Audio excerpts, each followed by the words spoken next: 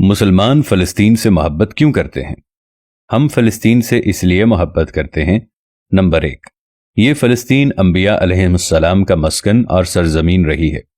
Number 2، حضرت ابراہیم علیہ السلام نے فلسطین کی طرف ہجرت فرمائی۔ نمبر 3، اللہ تبارک و تعالی نے حضرت لوط علیہ السلام کو اس عذاب سے نجات دی جو ان کی قوم پر اسی جگہ نازل ہوا تھا۔ نمبر 4، حضرت داؤد علیہ السلام نے اسی سرزمین پر سکونت رکھی اور یہیں اپنا ایک محراب بھی تعمیر فرمایا۔ نمبر 5، حضرت سلیمان علیہ السلام اسی ملک میں بیٹھ کر ساری دنیا پر حکومت فرمایا کرتے تھے۔ نمبر 6، چیونٹی کا وہ مشہور قصہ جس میں ایک چیونٹی نے اپنی باقی ساتھیوں سے کہا تھا، اے چیونٹیوں اپنے بلوں میں گھس جاؤ، یہیں اس ملک میں واقع اسقلان شہر کی ایک وادی میں پیش آیا تھا جس کا نام بعد میں وادی النمل یعنی چیونٹیوں کی وادی رکھ دیا گیا تھا۔ نمبر 7، حضرت زکریا علیہ السلام کا محراب بھی اسی شہر میں ہے۔ نمبر 8، حضرت موسیٰ علیہ السلام نے اسی ملک کے بارے میں اپنے ساتھیوں سے کہا تھا کہ اس مقدس شہر میں داخل ہو جاؤ۔ انہوں نے اس شہر کو مقدس اس شہر کے شرک سے پاک ہونے اور انبیاء علیہم السلام کا مسکن ہونے کی وجہ سے کہا تھا۔ نمبر 9، اس شہر میں کئی معجزات وقوع پذیر ہوئے جن میں سے ایک کنواری بی بی حضرت مریم علیہ السلام کے بطن سے حضرت عیسیٰ علیہ السلام کی ولادت مبارکہ بھی ہے۔ نمبر 10، حضرت عیسیٰ علیہ السلام کو جب ان کی قوم نے قتل کرنا چاہا تو اللہ تبارک و تعالی نے انہیں اسی شہر سے آسمان پر اٹھا لیا تھا۔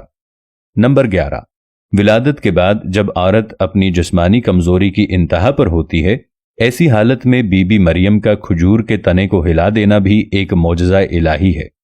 نمبر 12، قیامت کی علامات میں سے ایک حضرت عیسیٰ علیہ السلام کا زمین پر واپس تشریف لانا اسی شہر کے مقام سفید مینار کے پاس ہوگا۔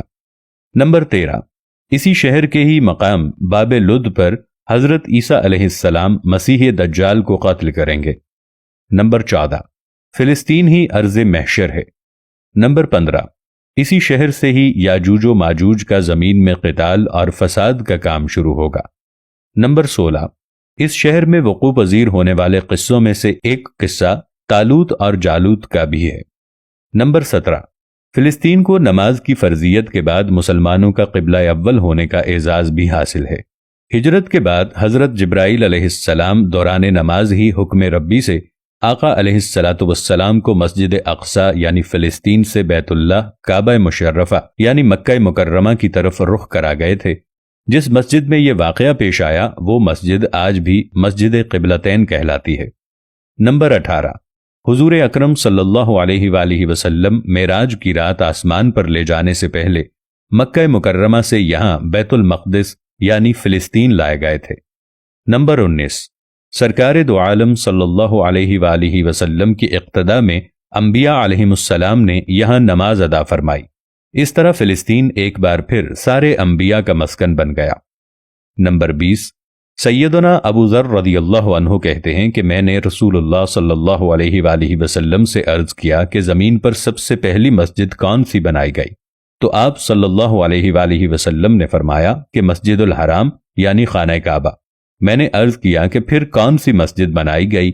تو آپ صلی اللہ علیہ وآلہ وسلم نے فرمایا کہ مسجد الاقصی یعنی بیت المقدس۔ میں نے پھر عرض کیا کہ ان دونوں کے درمیان کتنا فاصلہ تھا؟ آپ صلی اللہ علیہ وآلہ وسلم نے فرمایا کہ 40 برس کا، اور تو جہاں بھی نماز کا وقت پالے وہیں نماز ادا کر لے، پس وہ مسجد ہی ہے۔ نمبر 21، وصال حبیبنا صلی اللہ علیہ وآلہ وسلم کے بعد حضرت ابو بکر رضی اللہ عنہ کو ارتداد کے فتنے اور دیگر کئی مشکلات سے نمٹنے کے لیے عسکری اور افرادی قوت کی اشد ضروریات کے باوجود بھی ارض شام یعنی فلسطین کی طرف آپ صلی اللہ علیہ وآلہ وسلم کا تیار کردہ لشکر بھیجنا بھی ایک ناقابل فراموش حقیقت ہے۔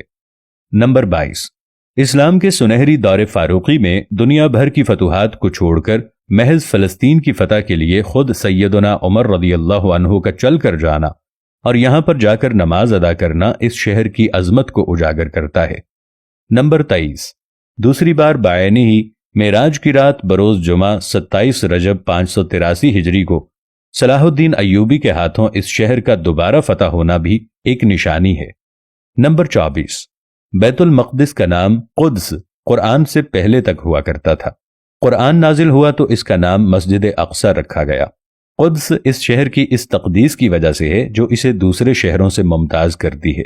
اس شہر کے حصول اور اسے رومیوں کے جبر و استبداد سے بچانے کے لیے 5000 سے زائد صحابہ کرام رضوان اللہ علیہم اجمعین نے جام شہادت نوش کیا، اور شہادت کا باب آج تک بند نہیں ہوا۔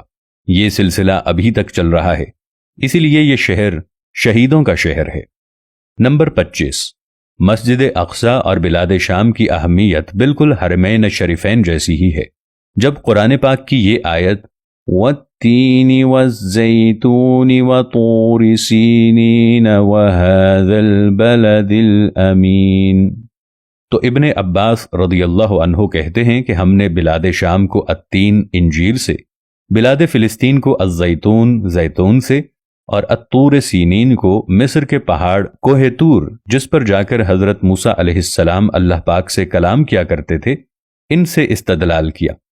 نمبر 26، اور قرآن پاک کی یہ آیت مبارکہ وَلَقَدْ كَتَبْنَا فِي الزَّبُورِ مِن بَعْدِ الذِّكْرِ أَنَّ الْأَرْضَ يَرِثُهَا عِبَادِيَ الصَّالِحُونَ، اس آیت سے یہ استدلال لیا گیا کہ امت محمد حقیقت میں اس مقدس سرزمین کی وارث ہے۔